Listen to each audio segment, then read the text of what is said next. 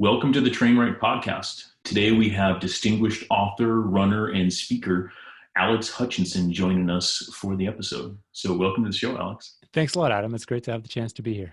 Yeah, and thank you for taking the time to join us. And before we get into exploring the curiously limits of human performance, that catchy subtitle on your latest book, could you please tell the audience a bit more about yourself?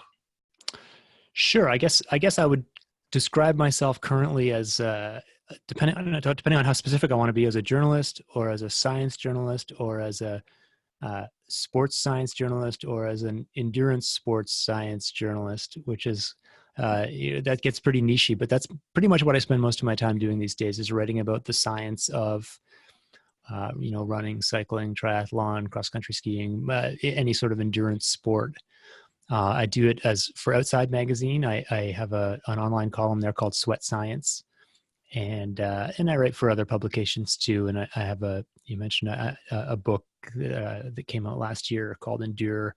So it's for the last, I would say 10, 12 years, I've been writing about the science of endurance, trying to, looking at the research that people are doing and trying to understand it and translate it to people who are trying to push their limits as athletes. My background is, I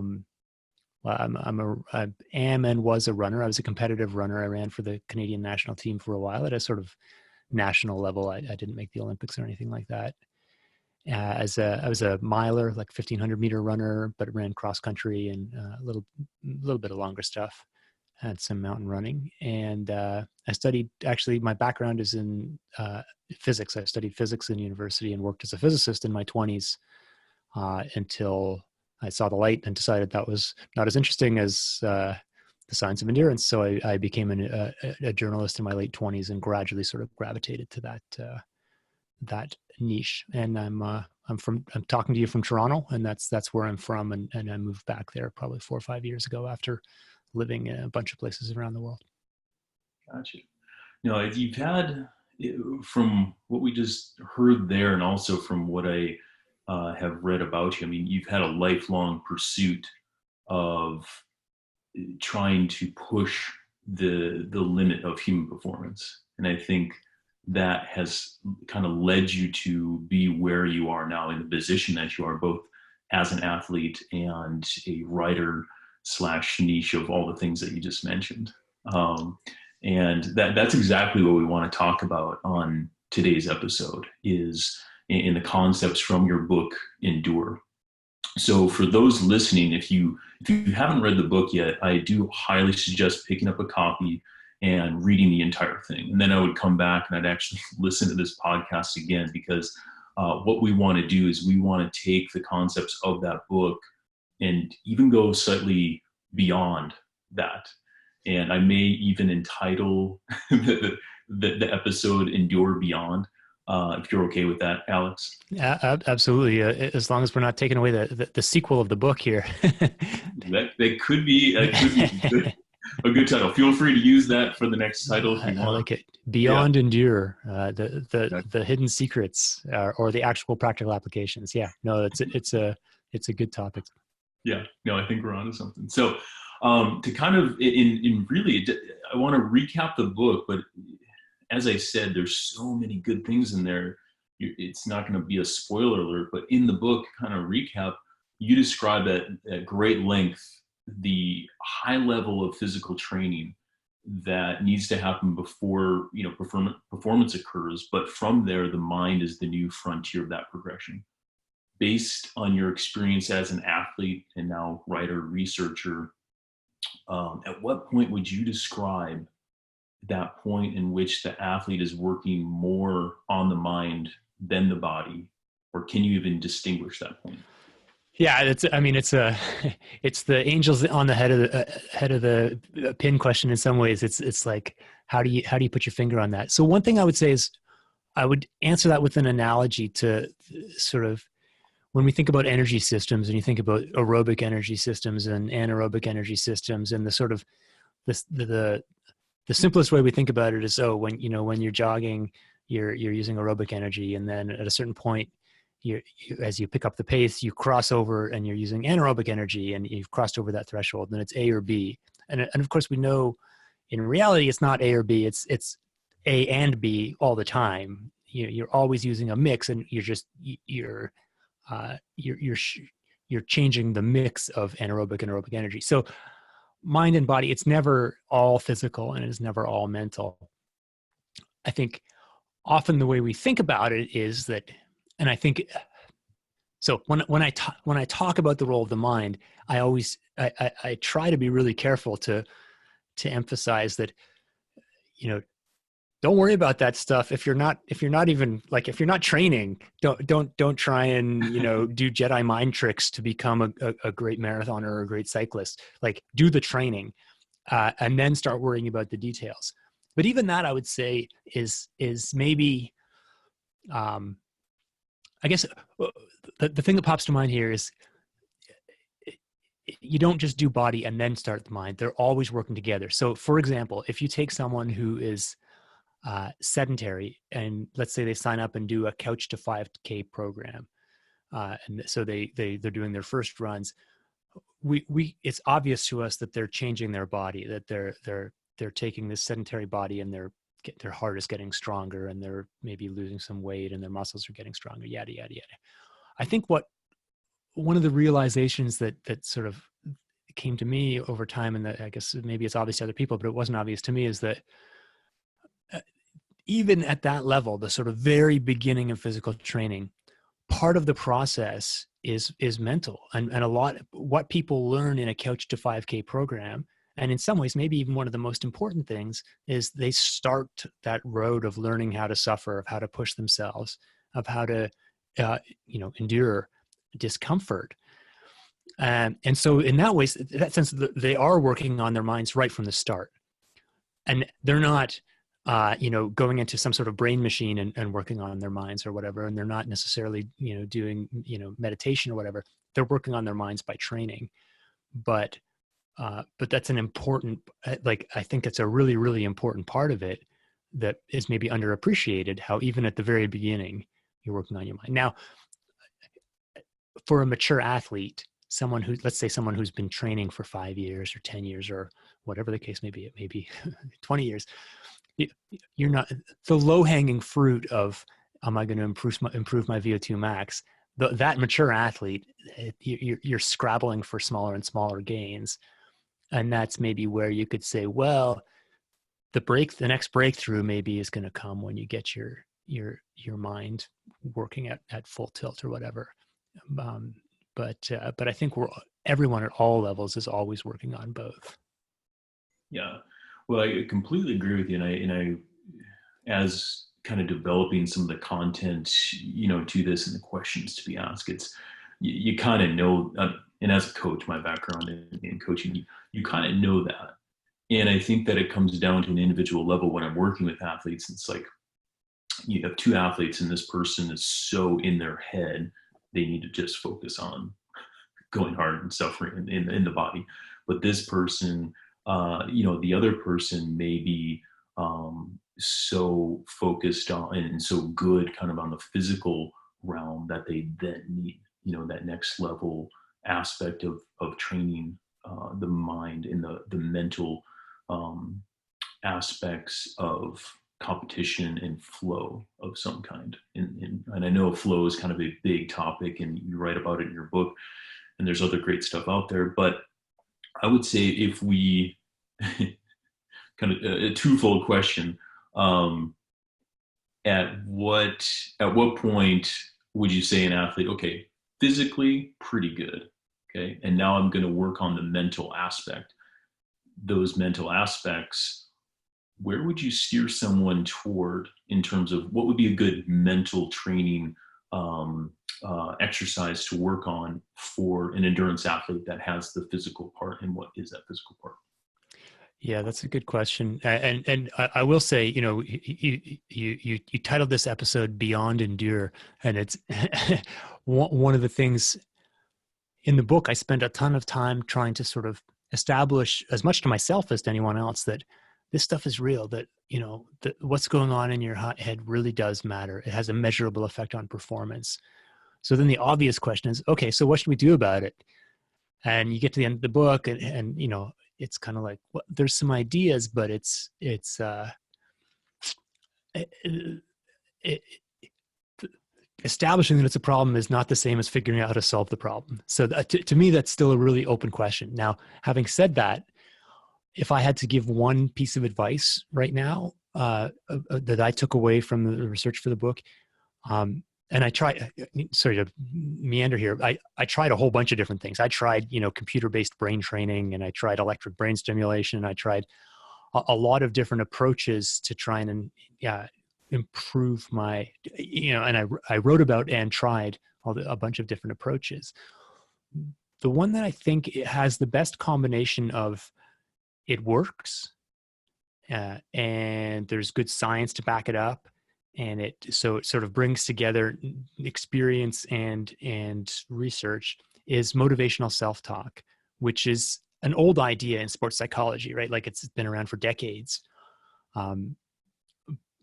But to me, you know, there's a lot of intuitively good ideas in sports psychology, but not necessarily all of them have been really explored to try and figure out, does this just sound good, or does it actually work repeatably in different people? So motivational self-talk, there have been some good studies. And what I'm talking about here is, in essence, it's becoming aware of your internal monologue.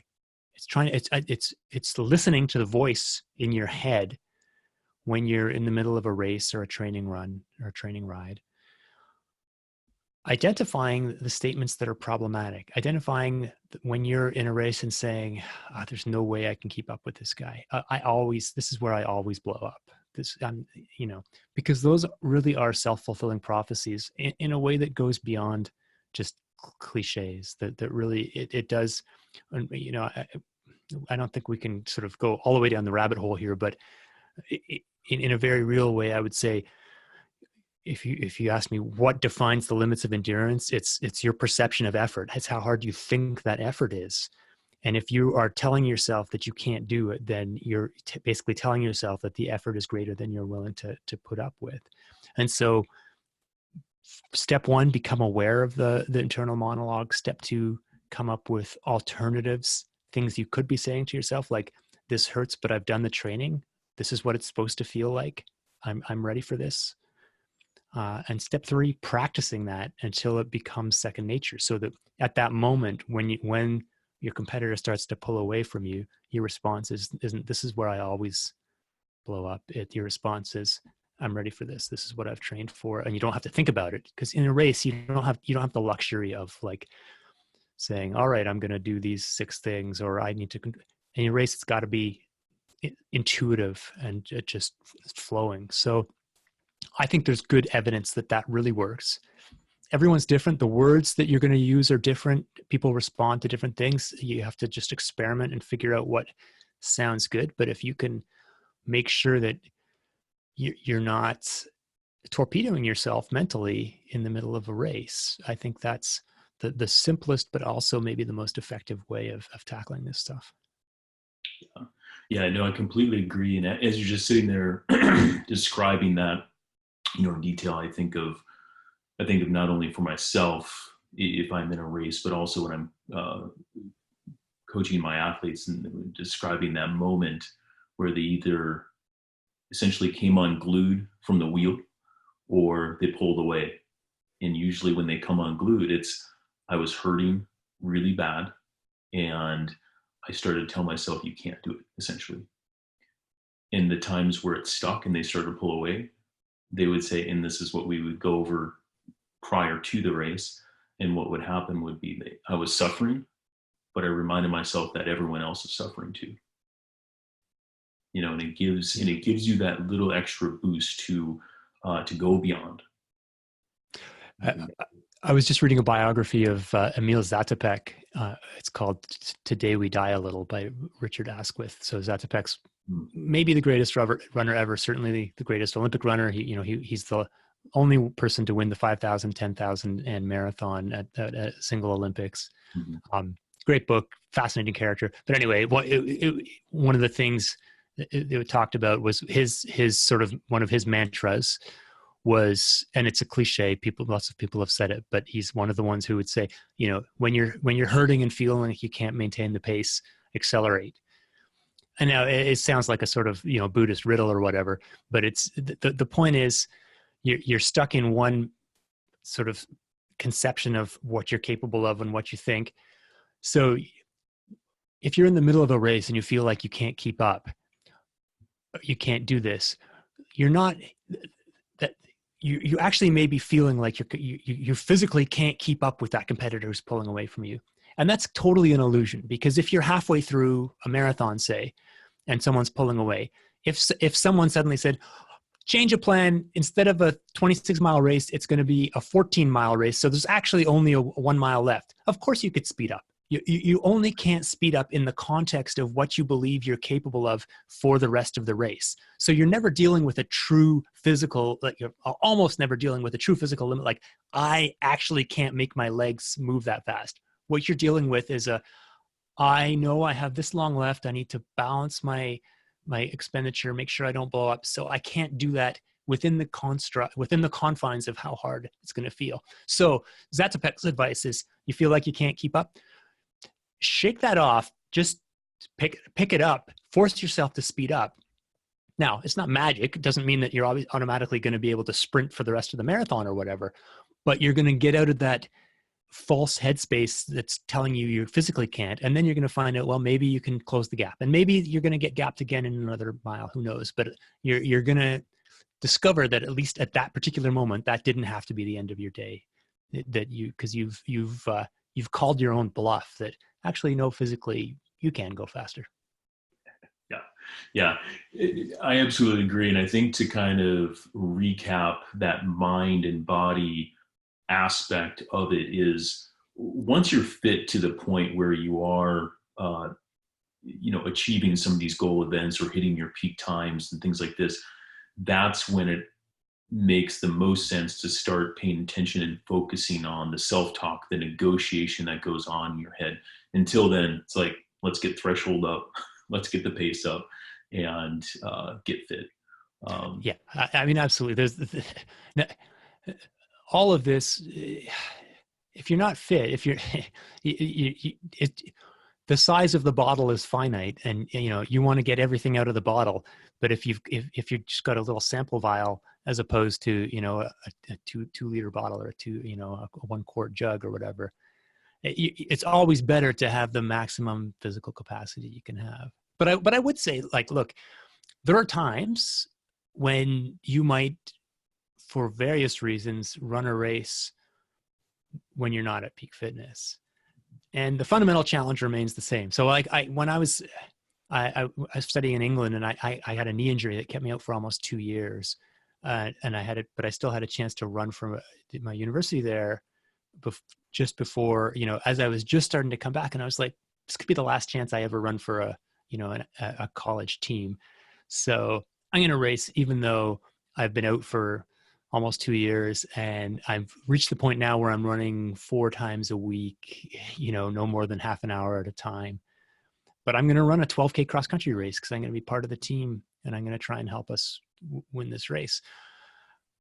Those experiences were really interesting because it is a different world when you're used to being fit, when you've been fit and then you're unfit. And it's like, what is this strange body I'm in that doesn't respond when I tell it to do X? It's like, you try and lift your arm and instead your knee moves or something like that. But the fundamental challenge remains the same, because if anything, you get it in over your head because you expect to be able to go faster than you actually can. And then you've got to fight that battle, and you've got to listen to the voices and reject the negative voices. And so in some ways, those races I ran when I was coming back from injury and I was just not fit, but I was trying to do it for a team. Those are some of the races I'm most proud of, because those are the races I finished and it's like, crossed the line and basically sat down and couldn't get up for the next 8 hours. And, like, I got everything out of myself in those races. And so those gave me confidence in the future. Well, imagine when I'm fit, if I can push myself as hard as I just pushed myself there. Yeah, I tell my athletes all the time, it's you either got to be fit or you got to be tough. And if And you can get both, then life is ideally good. you're both, and that's kind of what we're talking about, because that's what's going to give you true performance. But and I say, but everything's more fun when you're fit. Clearly, Yeah. capacity is so much more. Um, so that being said, and kind of along the same lines of high performance, I'm going to switch authors here, and I want to talk about Anders Ericsson's work, because if you haven't read his book entitled Peak Secrets from the New Science of Expertise, it's a great one. And in there, I'm going to paraphrase here, but he says, my basic approach is to ask two simple questions. What is the exact nature of the ability, and what sorts of training made it possible? This is while he's evaluating and researching a top performer.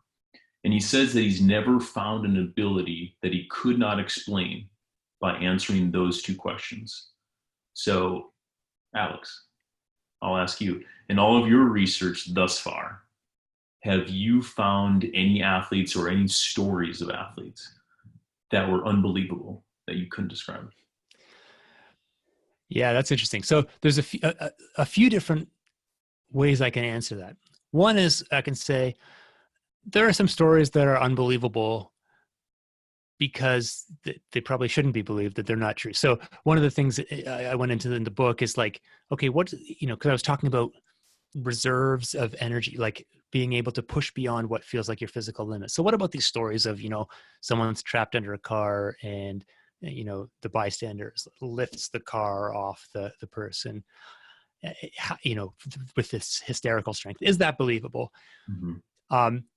That, I think, at least the way a lot of those stories are told, those stories are unbelievable because they're not right, and there's something missing. Like there's the lever action of, you're only lifting up half the car, or the suspension of the car, or a quarter of the car. Even, you're not even lifting the car. Maybe you're just taking some weight off the suspension so someone can drag the person out, or maybe it's just unreliable. So there's feats where it's like, and there's literature on that. There's some scientific literature and claims about can only access 80% of your muscle. And I got in touch with the authors of the textbook, and they're like, I don't remember where we got that number. And it's like, okay, well then I don't believe that number. I don't believe that's real. So that's unbelievable in one sense of the word. There are also things when I was researching the book that were unbelievable in the sense of like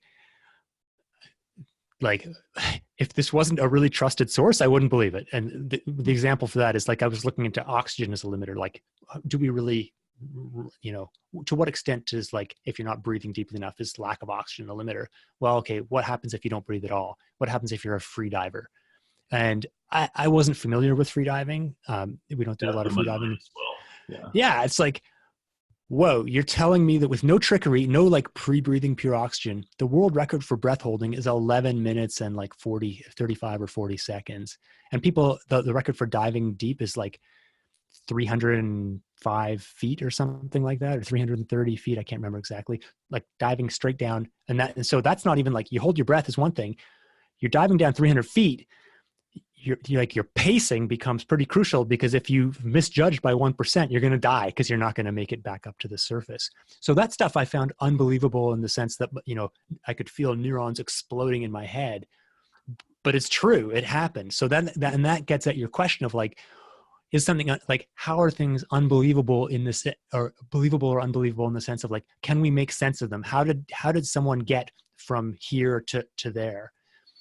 And that, I think I have an interesting perspective on that now as a guy in my mid 40s who still trains reasonably hard, not as hard as I used to, but pretty hard. And so I think about things like when I think about like unbelievable performances, I think back to when I was, 19 or 20 and training hard and contemplating things like Haile Gebrselassie running 10,000 meters in 26:22. And this is, when I was in college, this is when the world record for 10,000 meters came down by like 40 seconds in the course of 2 or 3 years. And, we can ask what might've gone into that, but that was just like, I was a collegiate athlete. I won races in university, and yet I couldn't keep up for even a mile with a guy who was running 10,000 meters. And it's like, I don't understand. I can't mentally put that into Erickson's framework of like, well, you just, you go out and run. It's like, well, I'm running, I'm doing the same training that guy's doing, and I'm nowhere near. I cannot believe that. Now, for me, between the ages of, let's say 19 and 23 or 22, I made big advances in my own performance. I had some big breakthroughs. And so I ran times that 3 or 4 years earlier would have seemed impossible to me, that I didn't, even in my sort of lying awake, imagine, or, at night dreaming, I wasn't imagining running the times I ended up running. So I got to a level that seemed impossible. Now I'm on the other side of it. And it's like, I train pretty hard, but I am way, way, way slower than I was 20 years ago. And so on the one hand, I could say, man, those people who run those times, it's impossible. I don't know how you get there.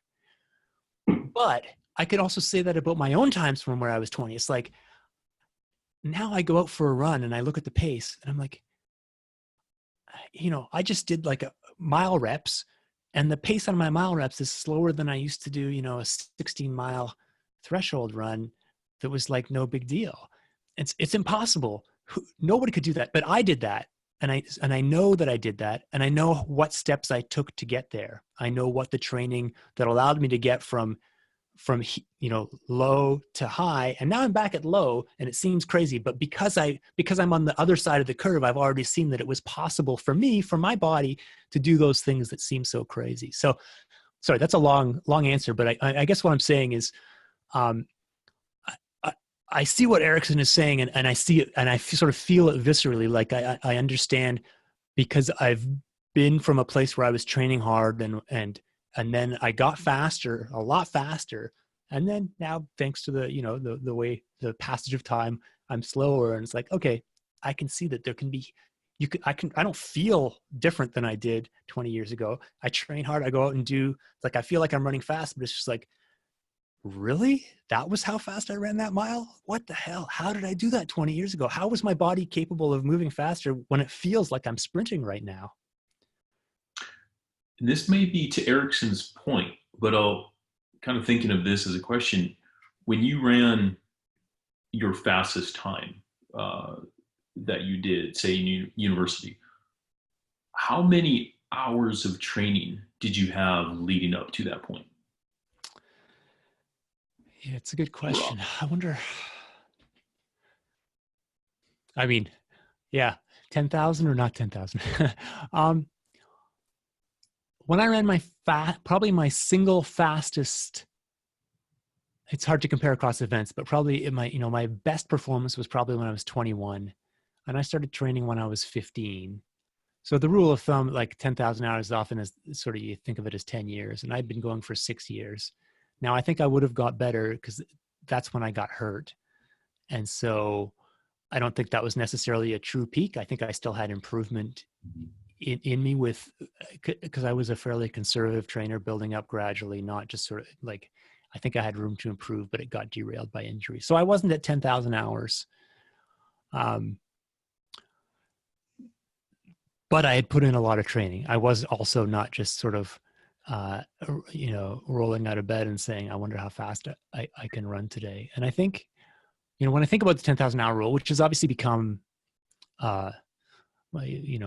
more controversial in the years since sort of Malcolm Gladwell popularized it.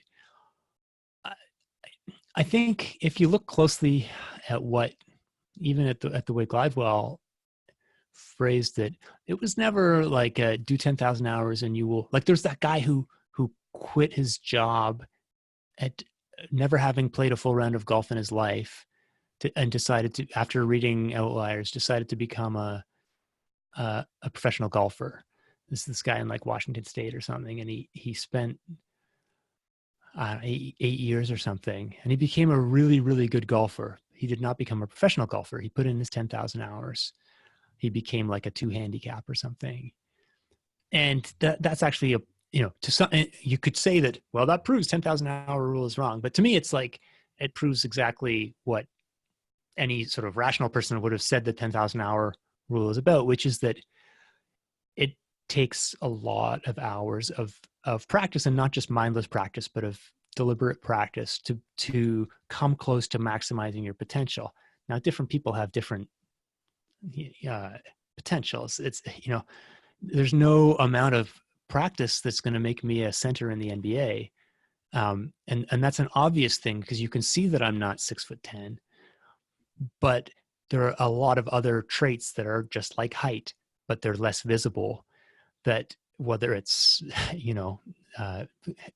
hematocrit or what, whatever, or muscle, there's lots of things that we are endowed with certain capacities, but within the constraints, within whatever constraints we're born with, it's very unlikely you're going to max out your potential without, if not 10,000 hours, then at least a lot of hours of very specific hard work.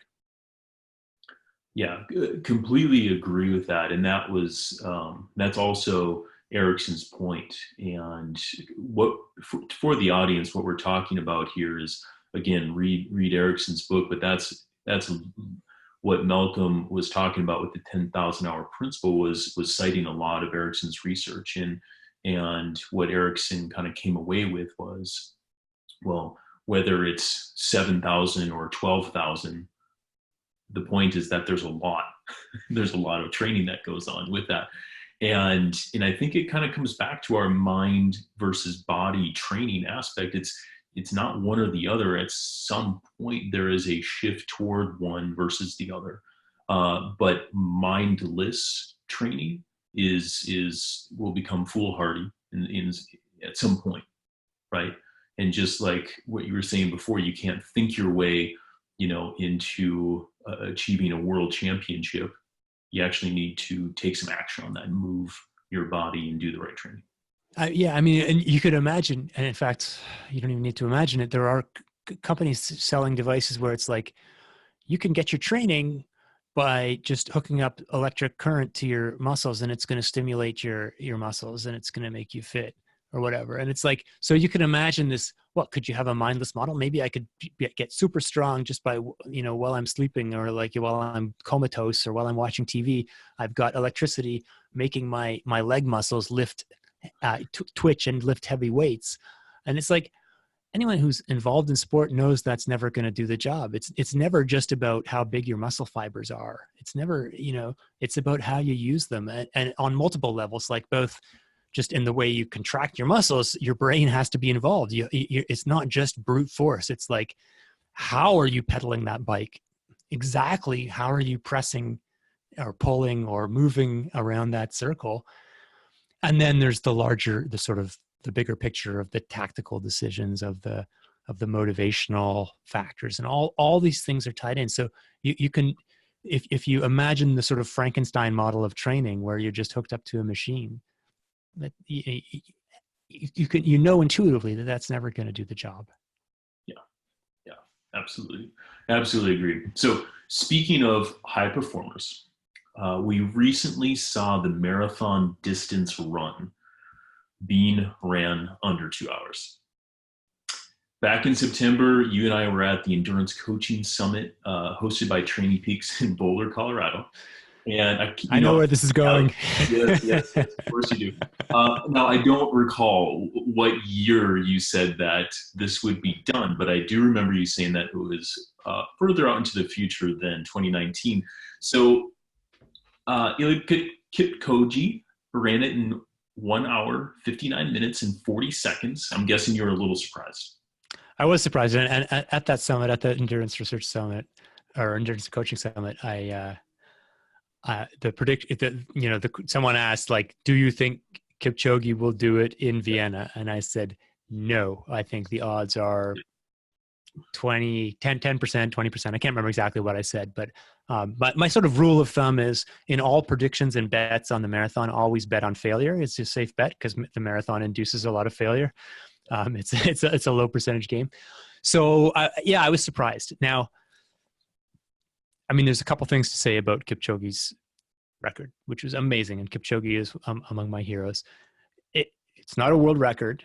He didn't do it in a sanctioned race because he had pacemakers who were rotating in and out which in race legal races, you can't, everyone who is part of the race has to have started the race at the same time. You can't just have people hopping in every lap to provide drafting assistance, which in running is not as big a deal as cycling, but it's at 2-hour marathon pace, you're moving pretty fast, and drafting is a factor.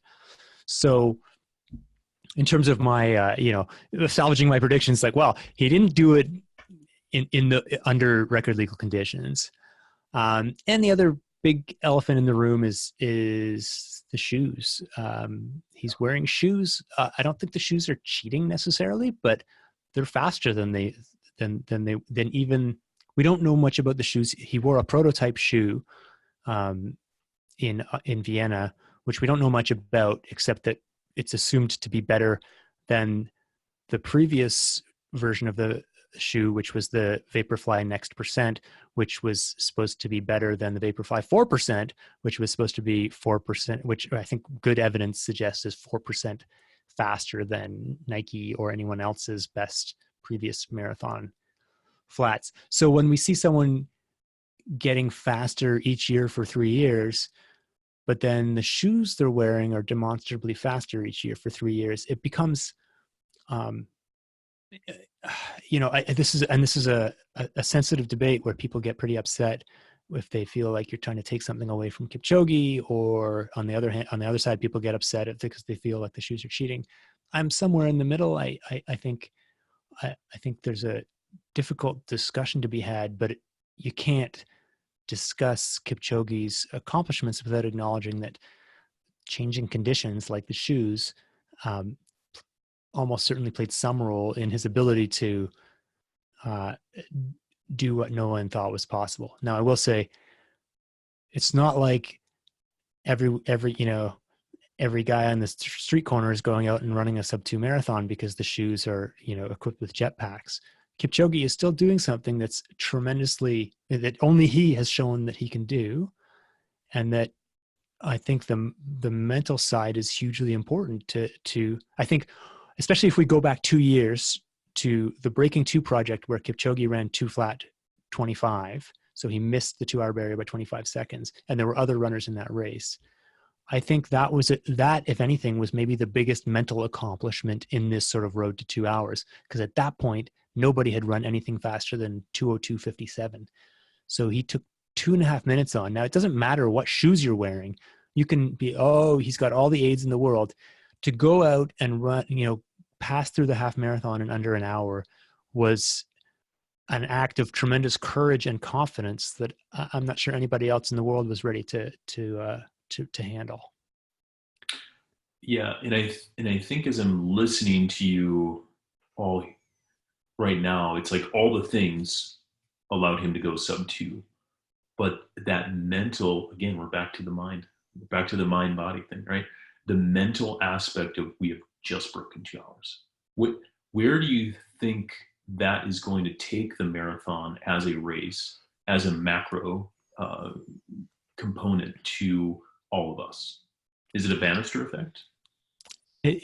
So Bannister is the clear analogy, and one thing I like to remind people about Bannister, that one of the sort of false comparisons people make is like, Roger Bannister was Mr. Pure. He was, just this amateur who was pushing his limits. Eliud Kipchoge is part of this corporate machine doing it under artificial conditions. It's not that clear. So Roger Bannister broke the 4-minute mile in 1954. In 1953, he ran a race, in an exhibition race with just a few of his training partners, where they paced him and one of them jogged for a couple laps so that he got lapped and was able to pace Bannister right to the finish. So that's essentially the same thing that Kipchoge had, which is illegal pacing.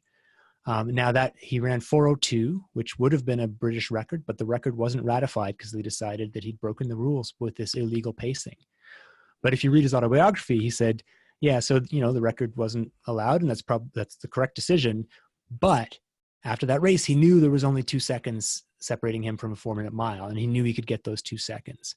So the quote unquote illegal race was a stepping stone that got him to the actual barrier. So in the same way, Kipchoge has run this race that is not a world record. It's not ratified. But that doesn't mean it can't help springboard people to the world record, to the sub 2 hour barrier.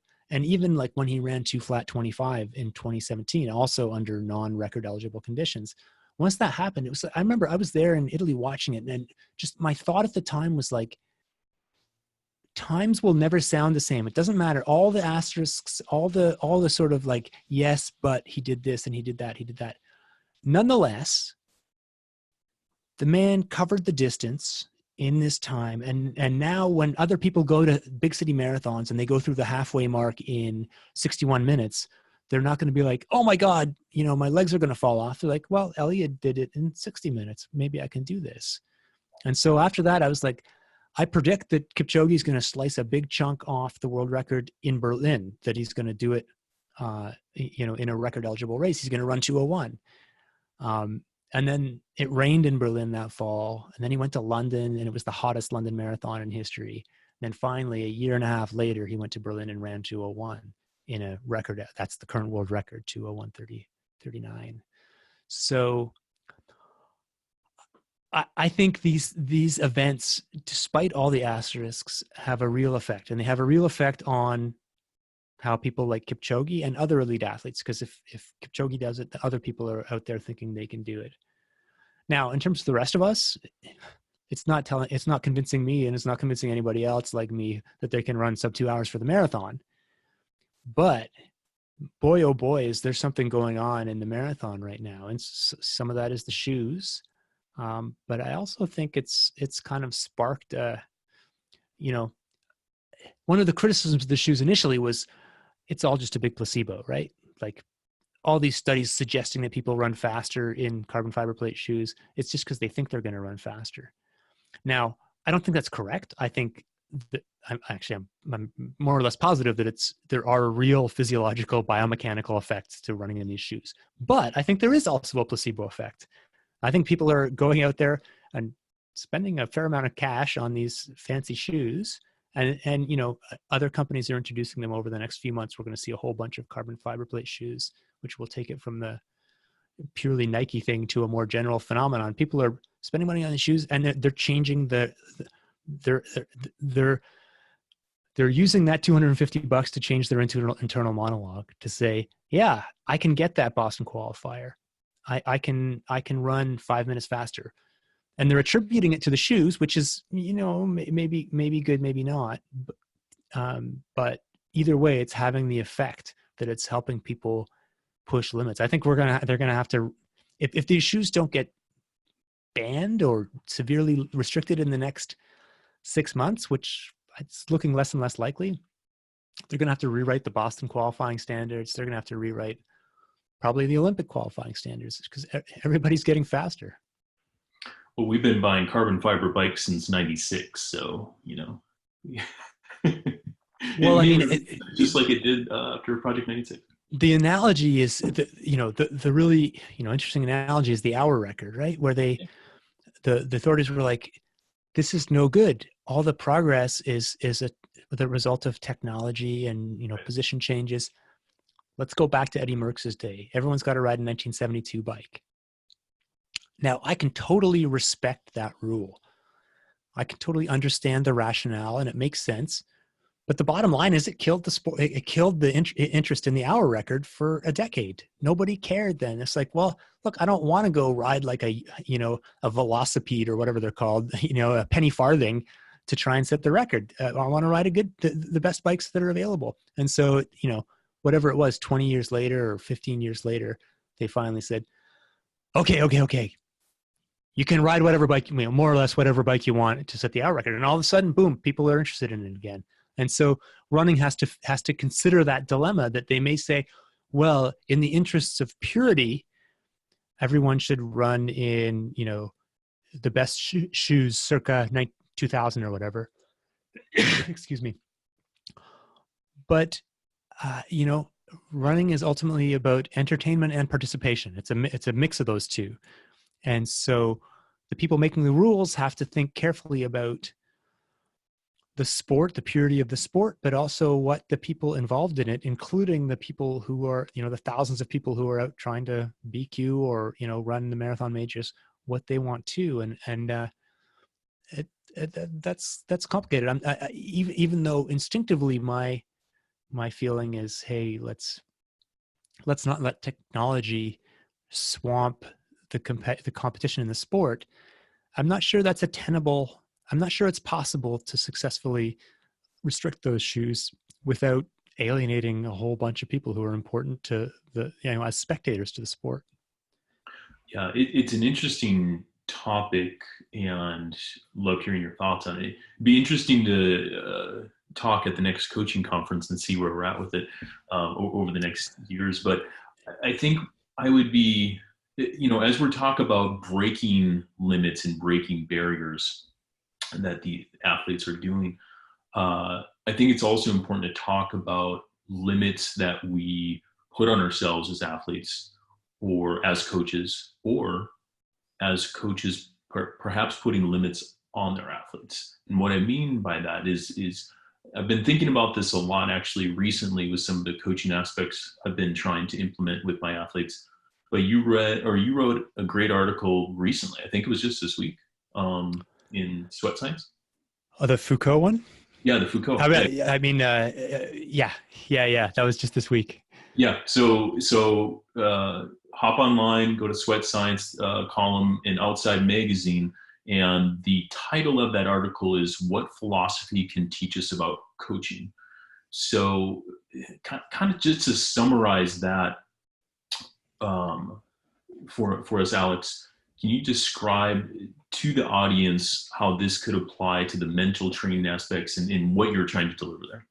Yeah, I mean, so let me start by saying that I honestly this article started out almost as a joke, that I came across these academic articles in coaching journals that was like, what the social theorist Michel Foucault's ideas about discipline can teach endurance coaches. Yeah. I was like, are you kidding me? And I tried to read them, and it was, very much sort of a hard read, sociological jargon. I couldn't really follow it. And so this was 4 or 5 years ago. I kind of just like, okay, well, it's funny, but I'll leave it for now. Well, a paper came out earlier this year that really tried to apply these ideas in practice. So one of the academics went and spent a cross-country season with the university team, helping the coach change their workouts based on some ideas from Michel Foucault. And so that gave me a much more concrete idea of what the heck they were talking about. And what I discovered is it's actually really interesting. It's really interesting points. And I've been amazed at the response this article has got. Like when I wrote about it, people really, it touches on things that coaches are really, really thinking hard about in terms of, so let me explain what I'm talking about.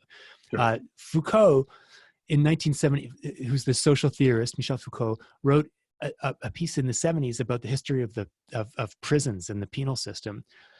And so he ended up doing this big analysis of discipline and the way that people apply discipline, which in prisons serves as this method of control that creates docile prisoners. So you're controlling time and space and organization, and you end up with these sort of dehumanizing effects on people where they no longer have any autonomy and control. And so what some coaching theorists, led by a guy named Jim Dennison, started arguing about a decade ago is, think about a typical endurance workout. Think about an interval workout. They replicate all these sorts of ideas of discipline that Foucault was talking about, that you've got someone, you've got a bunch of people, and they have to run or bike or whatever the case may be. I'll talk running because I'm a runner. You're running around the track over and over again, running around the same loop, constrained space. The time is controlled by the coach. You're told, run this lap in 62 seconds, and I'm judging you based on exactly whether you fulfill the time that you fulfill my instructions. And they're doing, and it's in this sort of hierarchical training program where you're creating athletes who maybe physiologically you may be helping them out. You may be increasing their VO2 max and their lactate threshold, but you're also creating these sort of automatons that are just they're like cogs in the machine. They're just doing what they're told to do. And then you put them in a race and the coach is no longer in control. There's unpredictable circumstances. A successful athlete in a race is a totally different creature, someone who has to take initiative, who's not docile, who has to be aggressive and able to improvise and respond to whatever's happening around him or her. And so the training program is not preparing the athlete for what they need to do to be successful as a racer. So what this sort of paper was about is working with a cross-country coach to say, how do we disrupt some of these things where you're creating this athlete that is just doing what they're told? How do we change that? Well, how do we break the discipline of time? Well, how about you do the next workout? You guys don't time yourselves. Go do an interval workout, and the outcome is not, did you run 62 seconds per lap? It's, did you push yourself hard? Did you feel the appropriate discomfort? Did you find your limits? And, or if you want to disrupt the sort of organizational control, instead of, I'm going to tell you, you're doing 8 times 200 meters. It's like, we're going to do 200-meter repeats today. We're going to do them roughly around this pace or effort. And you're going to do as many as it takes for you to feel that you've hit your limits. It's going to be open-ended. The athlete's going to decide. Or we're going to do a workout, and we know we want to accumulate about 20 minutes of threshold work. You decide. You can do 2-minute reps. You can do 10-minute reps. You can do a 20-minute tempo. You figure out what feels best for you. Or even the spatial control. Think about training groups. I mean, cycling is a classic case of this. But if you're in a training group, the hierarchy gets sort of crystallized, where the fast people are at the front, then you're in the slow people are at the back, and you sort of internalize, this is where I belong in this pack. And if I should be ahead of those people, so I'll stay ahead of those people. I should be behind those people. So if I'm passing those people, it probably means I'm going too fast and I should slow down. And so you're imposing limits on yourself based on this sort of spatial structure. So the suggestion in this paper was like, okay, let's try a workout where you don't all start together. We're going to give this guy a 5-second head start. You wait another 8 seconds. You're going to go in different places. So all of a sudden the spatial relationships are all disrupted. So there's a lot of academic jargon there, but what you end up with is a lot of workouts of the kind that a lot of creative coaches have been doing for a long time. I think a lot of people will have encountered workouts where they're not timed, or they don't know when the last interval is, or there's an unexpected surge, or there's all these different ways. And I'm sure you've probably got some examples yourself of ways you've tried these things. But the Foucault article just gave people a way to talk about it. And it turned out a lot of coaches were thinking about exactly these things, about how do we get away from creating a robotic athlete who just goes out and does 8x400 when they're told to do 8x400, as opposed to trying to feel where their limits are, so that when you get into a race, you understand where the razor's edge is. No, and that's just it. And I think, and I hope that other coaches out there are thinking about it. I'm glad to hear that has been, communicated back to you, because as I read it, I was like, yes, this is spot on with, what we've been trying to do. And I think it's important for, amateur athletes as well as professional athletes and kind of everywhere, in the mix, is because you don't want to create that robotic, like good soldier type of athlete, right? You want them to be autonomous, especially if they're racing, because they need to be able to make the decisions, know thyself, and know when they dig deep and bridge that gap, when to make the attack, when to dial it back, because that person that made the attack, that's not going to last. All these aspects that go on into the tactical side of things. And oftentimes, so I think as coaches, we need to challenge our athletes in that regard. I think as a self-coached athlete, you need to also think beyond the training program that you read online or that you're following or whatever. And for me personally, I like to call these edge-finding workouts. And real simply, it's a max effort for as long as you can, or it's a max effort for a certain time period. And when I tell the athletes that, they're like, what? 60 minutes, go. Like 60, you have to go, and it has to be all out. Or we're going to do 300 watts until you can't. That type of thing. Wow. Right. But you say, wow, but go back to like Steven Seiler, for example. We're talking FTP and all this kind of stuff. Why 1 by 20? Why not 1 by 60? Yeah. Right. Yeah. And this So isn't, you don't do this every morning. It's something that it's one exactly. part of, it's one ingredient of it. Exactly. Yeah. It's yeah. For our audience out there, do not do this every day. Yeah. It is a very special, hard workout that should be done once in a while. Uh, Thank you, Alex. But the thing is think differently. And if there is a barrier or a limit on the way you're training, think about it not being there. And then what? And that's what I took away from the article, Alex. And I wanted to like communicate that as well. Because I'm like, man, that's good. That's good, rich stuff. That's I'm glad to hear it. And I really, like I said above, it's like I was surprised at how many people I heard from where this resonated with them, that people have been doing it in different ways that on their own for forever, right? Like it's Yeah. but um not everybody, like, and it's easy to, we're all looking for the formula that's going to give us the optimal physiological gains. Yeah. And it's really important to remember that sometimes the details of how many intervals are less important than what is the relationship that, or the frame of mind that you're cultivating with the workout. What is the knowledge that you're gaining from that workout, as opposed to just what is the average power output or whatever. Yeah. No, it's interesting, and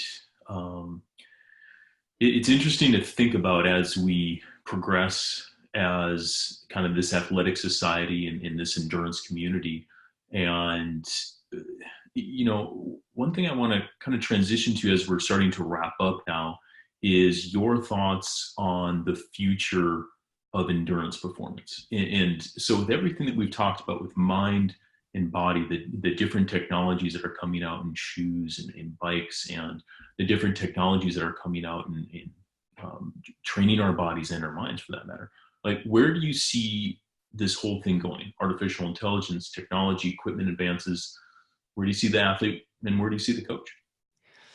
It's an interesting question. So specifically when you're thinking about the athlete-coach relationship, I can't help but think of when we were at that endurance coaching summit, one of the talks, I think it was Dirk Friel who was talking about their experiments with artificial intelligence or deep learning to try and have an adaptive training program. And the most awesome thing that of all was that they're calling their app Train with Hal. I'm like, this is from 2001 Space Odyssey. You're like, that's the compute. Hal is the computer in 2001. It's like, no, it's Hal Higdon, the running coach. Like, okay, but when you name an AI app Hal, you're inviting comparisons to this dystopian future. But yeah, so to me, it's kind of interesting to think about. In some sense, it's kind of a test of the ideas we've been talking about. If you can build an AI that will train athletes to perform as well as an expert or even a mid-level coach, like a competent coach, then in some ways what it would be saying is that everything we've been talking about doesn't really matter. All that stuff is just window dressing. It really is just about, did the computer successfully tell this athlete to back off by 10% because she was up late last night? Did the computer successfully realize that this athlete's threshold was a little low and so needed some more threshold work? I don't think, personally, I don't think that's the case. I don't think you're gonna match the performance of a good human coach with AI of the artificial intelligence of the type we're talking about. But you know what, like, let's test these ideas, right? Go ahead. Let's build the apps and we'll see. And, ultimately, even if humans are better, not everyone necessarily has the resources or time or whatever to have a coach. So it's great to have a second best alternative available maybe. But I think that's going to be a really interesting test to see whether writing the right program is really what distinguishes good coaches from bad coaches or less good coaches. Because I don't think it is I don't think that's what it is. I think you have to be able to write a good program, But I think good coaching is something that's much, uh, much, much, much more holistic than just setting the appropriate mileage levels or whatever. So that's a question. I don't know. That's not a prediction for the future, but that's a question to be. Well, it's sort of a prediction. I predict that AI apps are not going to replace human coaches, and not just because some of my best friends are coaches, but because I just don't think that represents what it is that athletes are truly getting out of sport. Now, in terms of the broader, the question about technology, linked to the shoes and things like that. I'll give an optimistic prediction that sport's not going to fundamentally change. I think we're going to continually be facing moments of technological change where we have to decide what is it that we want to allow into the sport and at what pace, and how are we going to handle those, the resulting changes in performance. I think so. Again, in the running context, I think a sport like running can handle if over the course of a couple of years, the level of performance changes by 2% or whatever, in the same way that speed skating got a couple percent faster with the clap skate in the late 90s, and swimming got faster, even though the suits were restricted after 2010, swimming got faster by a few percent. I think it's not going to kill the sport, but I think we can't take that for granted. And I hope that authorities are going to put in some sort of regulations to kind of keep shoes as shoes, not get these, the shoes are starting to look like moon boots with super thick soles. So we want to, every sport is different. Like some sports, triathlon is a tech heavy sport. Running is a tech light sport. And so the expectations of what gains are you going to get from better tech are different in those sports. And it's not that every sport should have the same expectations, but within a given sport, it's important that tech doesn't play more of a role than it should. And if we do that, then I think fundamentally for the vast majority of us, sport is a personal quest, right? Like as much as we may have external goals, those external goals don't keep people motivated. For all but the very elite few, these external goals are not really what keeps us in the sport. And so as long as the sport doesn't become unrecognizable from one year to the next, people are still going to want to know, can I do today what I couldn't do last year? Going back to the Anders Ericsson, what's believable? What if I just stack up that right training, where can I get to? I mean, it's still a fascinating question, and I think people will continue to pursue it. Yeah, well, I mean, I hope so. I think you'll be one of them. I'll be another one, and I think just the curiosity of that high level person that wants to further their performance. I don't see it going anywhere anytime soon, but I think the technology, I'm all for the technology, be it AI in coaching, that will help the athlete, advance in some form or fashion, or the technologies, these wearables and everything. But it is exciting to see where it's all going. So, yeah, I mean, I guess you look at today and you compare it to what going for a run looks like today, or a ride compared to 20 years ago. And it's different. I mean, everybody's on Strava. Everyone has, various meters that are telling them all sorts of things.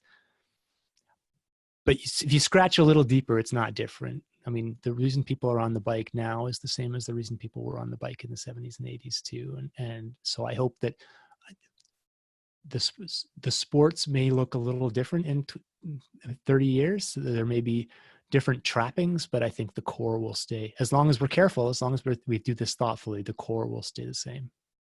Absolutely. So we covered a lot today. We covered the training of the mind, the training of the body, the dance that happens between the two.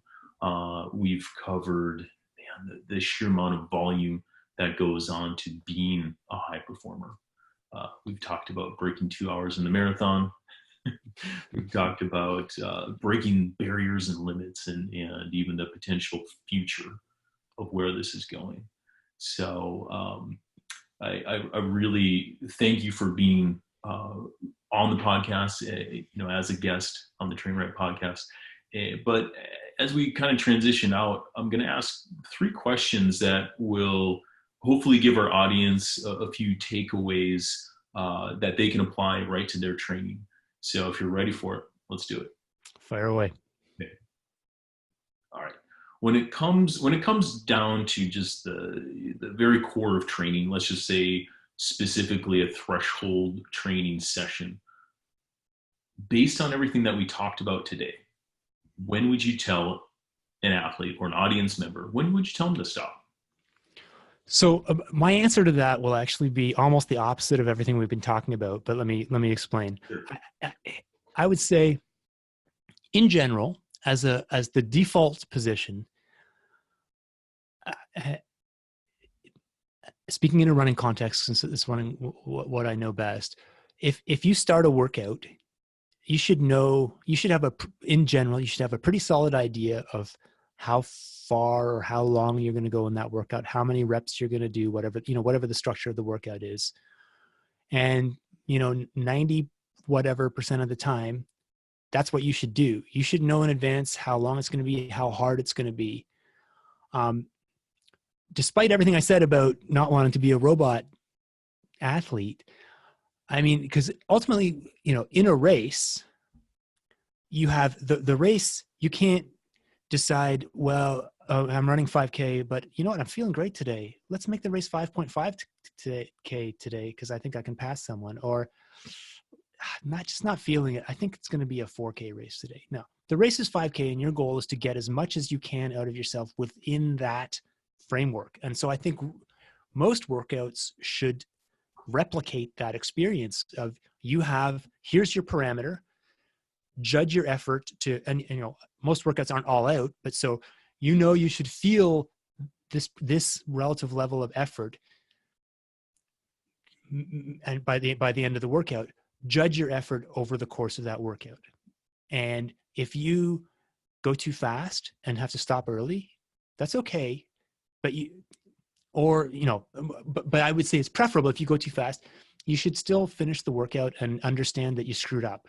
And if you finish the workout feeling, I could do another rep, I'm feeling good. Well, that's a learning experience. You don't get to do that other rep because otherwise you don't face the consequences of you screwed up and you were too cautious at the beginning.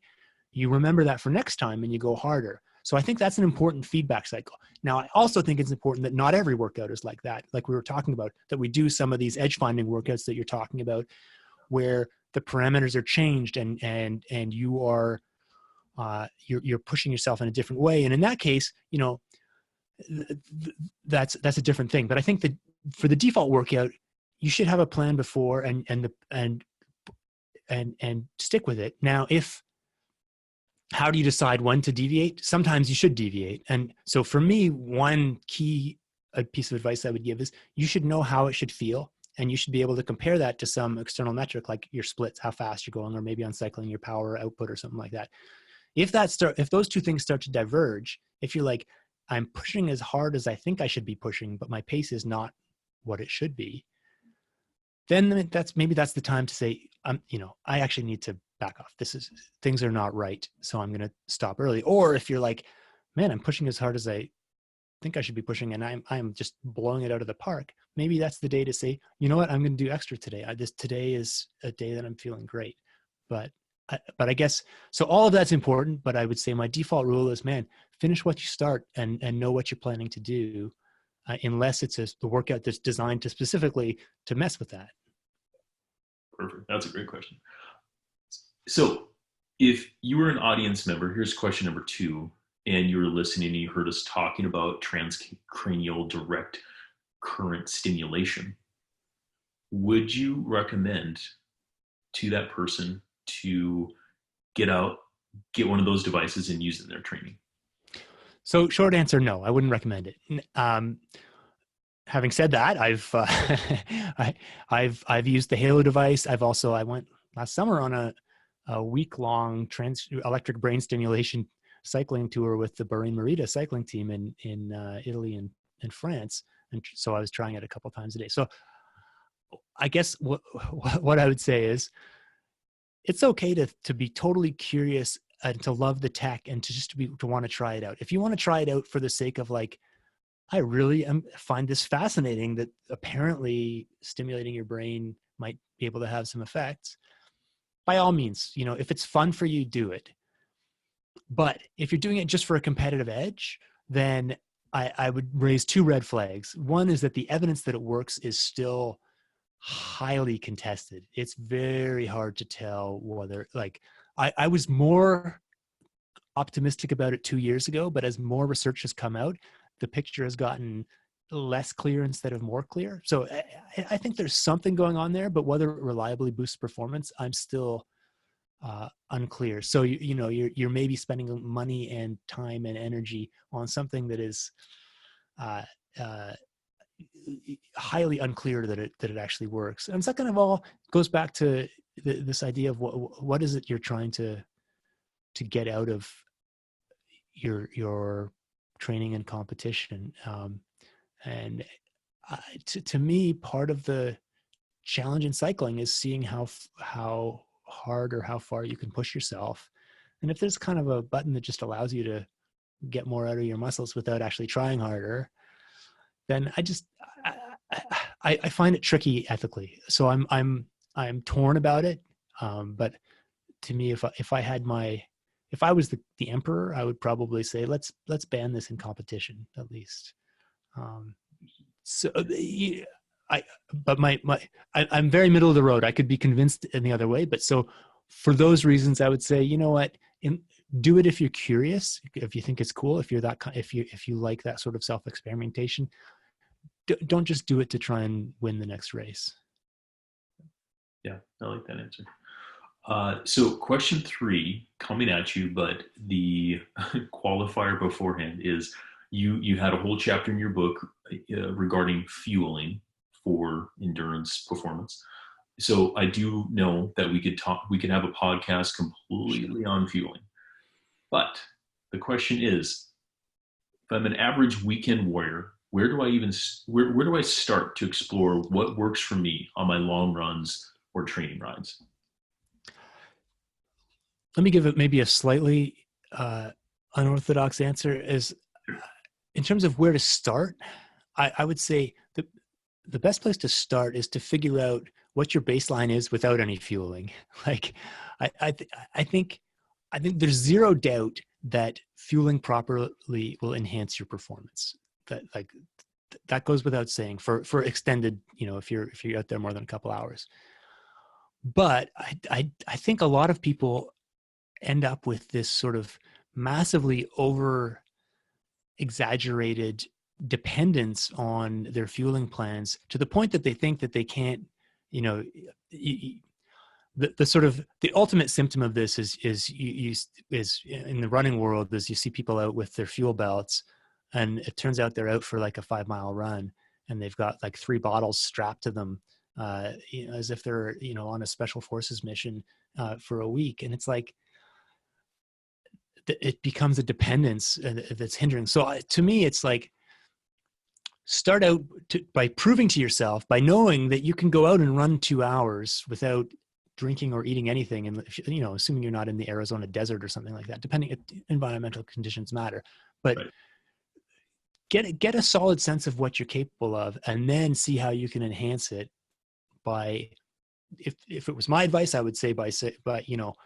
experimenting with carbohydrate gels or bars or drinks or whatever. I mean, there's different approaches. As you said, this could be a separate 9-hour discussion of its own on fueling. But I just think, especially if they're relatively new to the sport, rather than starting with this fear-based position that they need to be, covered with sports nutrition products, otherwise they're going to explode or melt into a puddle. Try writing. Start with a minimalist approach, and then, especially in training, and then when you start experimenting with what helps you, so that when you go to competition, you can max out. But you don't need to be, packing a meal every time you head out on a ride or a run. That's a really good answer. I like how you articulated that. I'll probably weave that into some of the things that I do. So, But that was the final question, Alex. And so thank you so much for joining us once again. It was a great conversation. I think our audience will get a lot out of it. And thank you for being part of it. Thanks, Adam. It was really fun to discuss some of these, to really get into this, the nitty gritty of some of these ideas, because I think they're really interesting for people to consider. So thanks for the opportunity. Yeah. Well, for those seeking nitty gritty and more of it, where can we find you on social media and on the internet? Probably easiest place to find me is on Twitter. My handle is Sweat Science, all one word, and that's anything I write, or if I see other interesting articles, I tend to post there. I have a website, alexhutchinson.net, that has sort of more random, outdated links about my past. But yeah, Twitter's where the current stuff is, and certainly anything I write goes up there. Okay. Wonderful. Well, thanks, Alex.